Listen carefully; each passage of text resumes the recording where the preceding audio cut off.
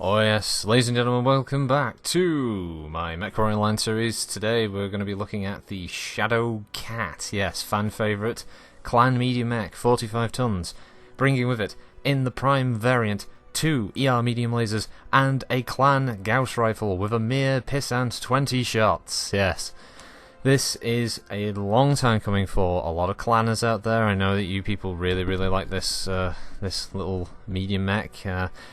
Unique for a while, at least in the clan Innisphere kind of lore, with the idea that it didn't have a designation from the Innisphere. It was always called the Shadow Cat because basically anyone who encountered it on the Innisphere side of things died, and apparently there was never any gun camera footage or commanders, eye in the sky kind of thing. Apparently no one ever saw this thing until Luthien.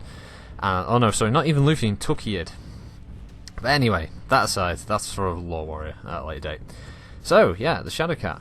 It's a pretty decent mech.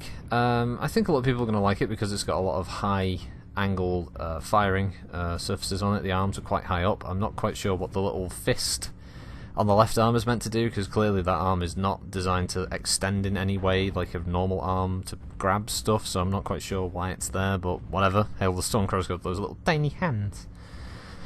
So the Shadowhawk? I do apologise, clanners. The Shadow Cat is a nimble little fucker.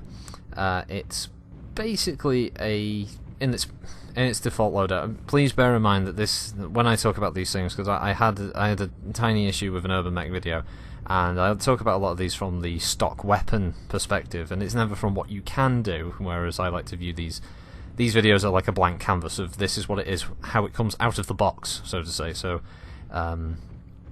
if you go, wow, that Prime build looks shit, well, yeah, you can build something better, or something that fits your playstyle. So never take these as what I say in this. This is just my opinions on the base model with no modification. This is literally what you see here is what it comes with as stock. I've not messed with the engine. Well, you can't, but I haven't messed with the armour, the ammunition, the weapons, or everything. This is just how it is. So, off the bat, it's got a pretty good punch with the Gauss rifle, but it's got a bit of a flimsy punch with the 2 ER mediums. And one of the problems is one ER medium is high mounted, while the other one is kind of low mounted. So, it's also, one is in the torso, one is in the arm. So, you can't use both to, say, look up and shoot UAVs, which you will see during this match. So it becomes a little bit of a problem. You see it there, the 2 of them firing. They look kind of high angled, but trust me, when you're trying to make more precise shots with them, it's a bit of a nightmare. I'm just not used to this mech at the moment, and I definitely think that this mech has center torso issues and hitboxes, because most shots seem to just go straight into that CT, just like the Executioner did at launch, which is a bit of a problem, because the Executioner can kind of tank a few hits. This thing, it's a 45 tonner, so it's not going to take a lot of hits before it finally kicks the bucket, you know? What it's got going for it, of course, is speed. One of the variants has the ECM, and it's got jump jets. And as standard, at least for the Prime version, it comes with a pretty fucking big gun. Now, the other variants do kind of mix it up a bit. One of them's got LRMs, one of them's got Streak 6 and 2ER lasers, and one of the others, I believe, is made up. I'll have to double check this, because my knowledge on clan stuff isn't anywhere near as good as in the Sphere stuff.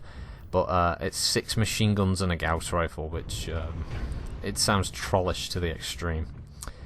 Outside of that, though, it's a great looking mech, although it's really hard to improve upon something that already looks pretty special. I mean, the original artwork for the Shadow Cat is probably one of the main selling factors for a lot of fans originally, and I'm talking from a tabletop perspective here.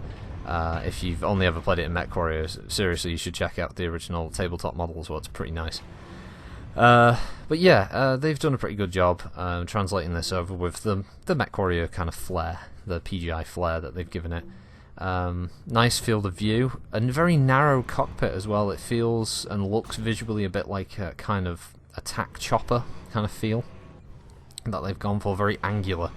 When you see the CT, it sort of feels like it's sort of sectioned as it gets more and more narrow up to that tip where the cockpit is. I guess it could potentially suffer a few problems similar to the Dragon, in the sense that it has this very large protrusion out at the front, which means you have to be kind of aware of where the mech is standing. Even when you think you're behind cover, a bit of your mech could still be sticking out. This could also be a problem with the arms as well. Even though they're high mounted, there is a chance that they could also be easily sniped because they're kind of high mounted as well. But yeah, I mean, outside of that, yeah, it's an energy ballistic bow basically for the main part. I wouldn't be surprised if you start seeing more and more builds that come out of this that focus more on high damage weaponry, as happens with a lot of the lower medium tonnage mechs that try to focus on one particular type of style of play. And I could see this one either becoming a sniper or becoming some kind of splat or a laser boat, basically. It's interesting that it will kind of be the clan version of a cicada, because it'll be a lightish kind of medium that will be carrying ECM in one of the variants. So I don't know off the top of my head which Omnipod has the ECM, but I know one of them does. No, I'm not even going to try and guess it, but one of them does, because I've seen a bunch of them running around. But as I said, it's definitely got hitbox issues. I have found that also when fighting shadow cats, it's particularly easy to call them out as well. It does have an issue where there's plenty of armour still left to be put on the mech, so if you want a bit more survivability in it, I definitely crank up that armour. But yeah, it's a good mech.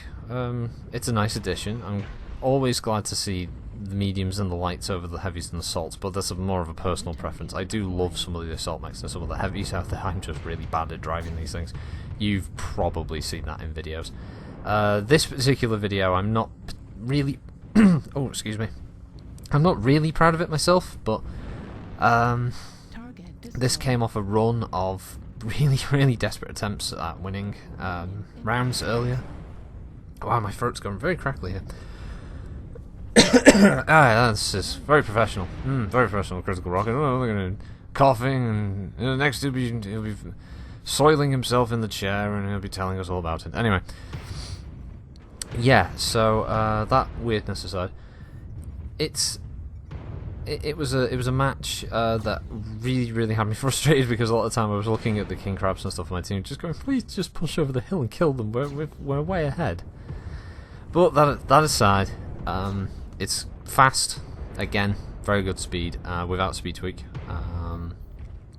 and it's probably going to become, I'd say, the successor to the Nova. I don't think this thing is going to knock the Stormcrow off its pedestal.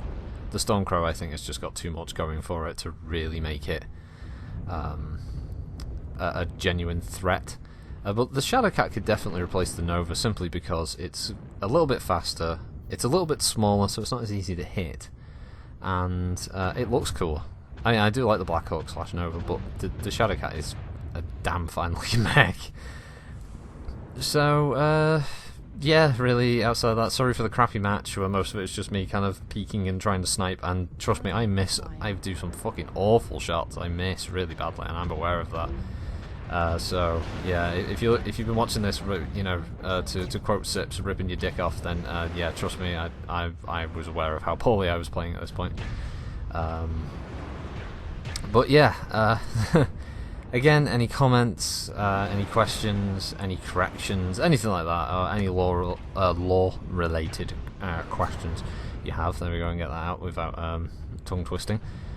Please leave a comment. I will get back to you. I do kind of obsessively check comments at least twice a day on YouTube videos. And once again, thank you very much for everyone subscribed, everyone old, everyone new. It's been really great, and yeah, it's awesome that you people want to hear this, want to hear what I've got to say about MechWarrior and other games. And yeah, very humbled, and thanks for watching, and have a good week, folks, and good luck out there fighting all of those new lights and mediums. Critical Rocket, signing out.